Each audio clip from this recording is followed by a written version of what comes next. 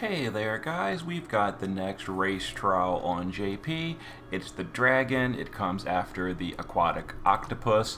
It's the dark dragon. I went in here on hard mode and I tried it out for the 15 turn clear. Realized very quickly that was not going to happen with my personal units. So we're going for the other way. We're going for the 5-man clear and the no items. So this is the boss, and overall the fight is very, very simple.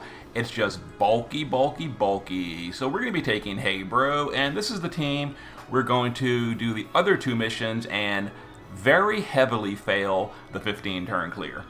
So let me show you a Libra real quick of the boss just before we get in here. So this is the boss. It's the Dark Dragon, 17 billion HP, 740,000 defense and spirit.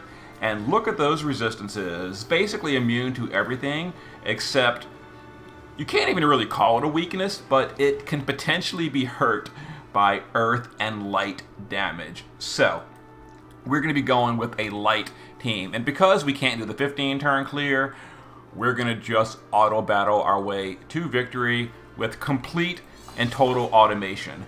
So here's the clear, and let me get the auto battle set up, and once it gets set up, I will explain more about what the fight is, just, so you can know.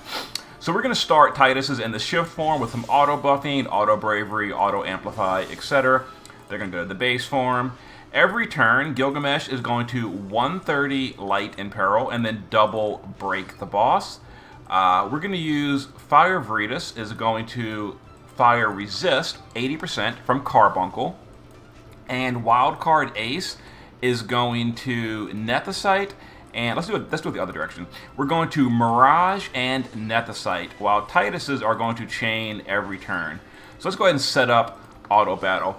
So we're going to start with casting Fire Resist, then we're going to use Gilgamesh, then we're going to do Ace, wait for Ace to finish, and then we're going to chain our Titus's, and that's the clear. Now we just turn on auto repeat and we basically walk away for 20 minutes or something. So we're doing about 70 million per turn, it looks like. We're going to be, so 70 million divided by 17 billion is something like, I don't know, do the math, like 2 to 300 turns, but whatever. So yeah, the trial is a complete joke. It's just like a big bag of HP. It's so dumb. And I'm going to go ahead and turn off sound real quick while I can tell you more details about what's going on in the trial and what we're doing here. So, yeah, every turn, we're doing a 130 in peril with Gilgamesh. And of course, if I did like a manual battle and I did, like quote unquote, a serious team where we did like bigger imperils, we brought Kuja for his 160 imperil, we did like Nyx's field, we could definitely get a clear in way quicker than 200 plus turns. But we're still not going to get the mission, so what's the point? We're going to easy auto battle it. Anyway, so as far as what the boss does. So the boss does a bunch of single target damage. A lot of it is fire element. Most of it, in fact, is fire element. It's also a fire elemental damage over time and a fire elemental accuracy single target hit on our tank and a bunch of AoE fire, magic, etc. As you can see here, he isn't imperiled yet. He will be soon. Let's see. Is this the imperil? Let me look real quick. He's not doing it yet. He'll do it later in the fight. Later in the fight, he does an 800% fire imperil. So technically, I guess it would be possible maybe to gear for that higher fire resist. I don't think so. But we're using Fire Vretus to just eat it and absorb it, which is super easy. All the single target fire damage. There's no AoE imperil. So for the AoE fire magic damage, all we need is 100% resist on our party. In order to squeeze out more DPS, we're only using 20% resist from gear on Titus's, and the rest of that they're getting from the Carbuncle spell every single turn on Fire Vretus. And also, as you notice, the whole team is built with enough mana regen to self-sustain for eternity. The boss also does an AoE physical attack, so the whole party is evasion. We're all 100% evasion for the physical. I'm sorry, no we're not. We're not evading. We're miraging it. That was an old strategy. I was evading it, and then I realized Ace can mirage the attack, so no need to evade. We can actually squeeze more DPS on Titus. Yes, we're miraging every turn for Ace for the AoE physical damage. Also, the boss does single target death. You see the screen go black. That's the boss trying to death our provoker. We're wearing death immunity on Veritas of the Flames. That's not a problem. What else does the boss do? Oh, the boss AoE dispels your party every 5th turn in the middle of the turn. So in order to stop that, we're also using Wildcard Ace to Nethicite every turn. That way, the dispel can be Nethicited, and we won't lose our fire resist buff. And as far as Gilgamesh, he's just breaking. So yeah, so the boss does, just to recap real quickly, AoE physical damage once per 3 turns, which we're miraging with Ace. AoE Dispel once per 5 turns, which we are Nethiciting with Ace. AoE Fire damage pretty often. We're immuning it with 100% fire resist. And then tons and tons of single target fire damage that is magical, physical, damage over time, as well as accuracy, single target accuracy on our Provoker, and an 800% fire and peril on the Provoker. But all of that is completely ignored by our Veritas of the Flames, so it's not a problem. In Phase 2, the boss's AI does change. He begins doing a lot of his attacks more often, but he doesn't gain any new attacks in Phase 2. So, yeah, literally auto-repeat. So I've been talking for like 5 minutes. We're on turn 13. The boss is at 5%. So multiply that by 20, and we'll have a clear. So I'm going to go ahead and cut the video while I just leave this to auto battle. I'll go, do the classic, make a sandwich, get a cup of coffee, whatever, and we'll come back when the boss is closer to dead, and we will, I will show you the result screen, I guess.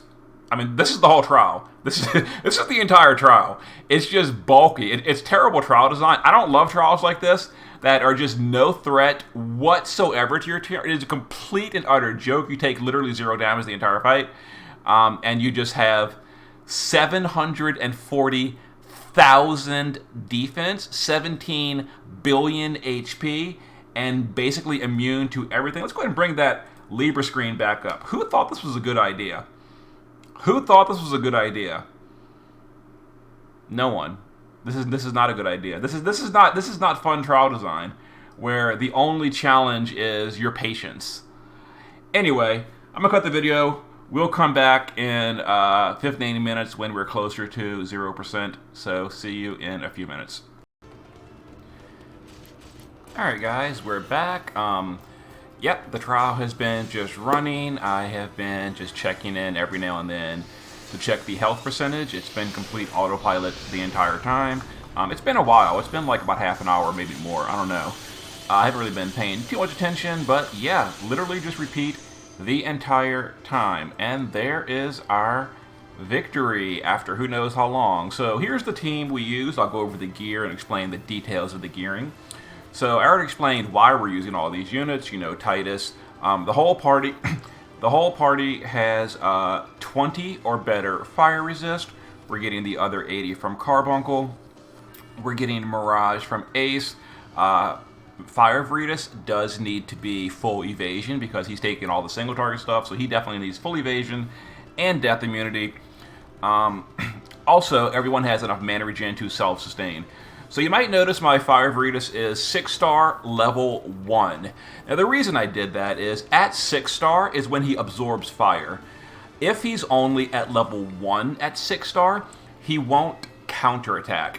Now that's actually not a problem. If he does counterattack, it won't affect anything at all. If your Fire Veritas is 7-star level 100 or 120, not a problem.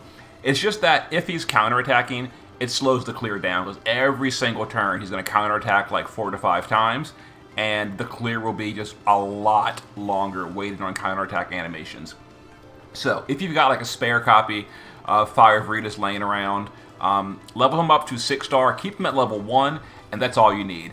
So full evasion, passive provoke, and death immunity.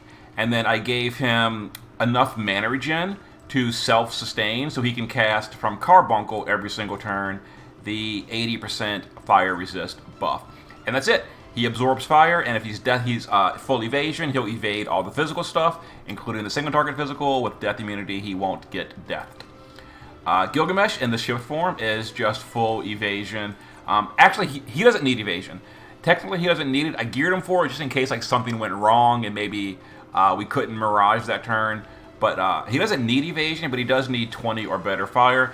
I geared him for 100 again, just in case things went wrong. They'd be self-sufficient, but whatever. Enough mana regen to, yeah, do his breaks and imperils every single turn.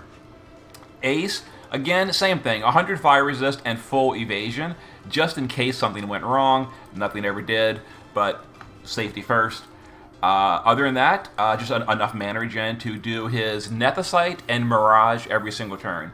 And make sure that your Nethicite goes after casting your fire resist buff. That way you don't absorb your own spell by accident. And then my Titus in the shift form is using Noctis TMR for auto amplify holy, and then auto bravery as well. We start in the shift form, then we go to the base form, and we stay there the entire fight. 20 or better fire resist, enough mana regen to self-sustain with these regen materials. Chain cap up, he's at maxed Dragon Killer, and we're using the Knights of Grand Shell card, and they just auto-chain every single turn. They're using a holy weapon, the Excalibur two-handed greatsword from the Parameter quest. And then Hey Bro built me one as well. This is his. His is EX3, 8,800 attack power, so he's probably going to have a higher damage output at the end versus me, but, you know, it's the way it goes. Full mana regen, 20 or better fire resist, and killers, maxed out on killers, perfect. And I think he has Titus's own card. And then the shift form is, again, auto buffing with auto amplify, etc. And there was our super exciting, awesome trial content where we turn on repeat and walk away for like an hour. Yeah, awesome. Awesome. I wish we could bring back the real trial developers, the guys that made the Shinryu trial, the Wicked Moon trial, the Venomous Vines trial, the Behemoth trial, the Ashura trial. All of these were more fun. The Behemoth trial, I didn't love the break immunity, but other than that, I did enjoy Behemoth. Damage breakdown. Oof! Yes, big EX3 is kind of a big deal, especially over the course of like 240 turns. So there we go. And we did 2 out of 3 missions. So at least someday when I go back with like Premium Barch or something and 15 turn this, I can bring 6 units and make it a little bit easier. So yeah. We also have the Chrono Cross collaboration, etc.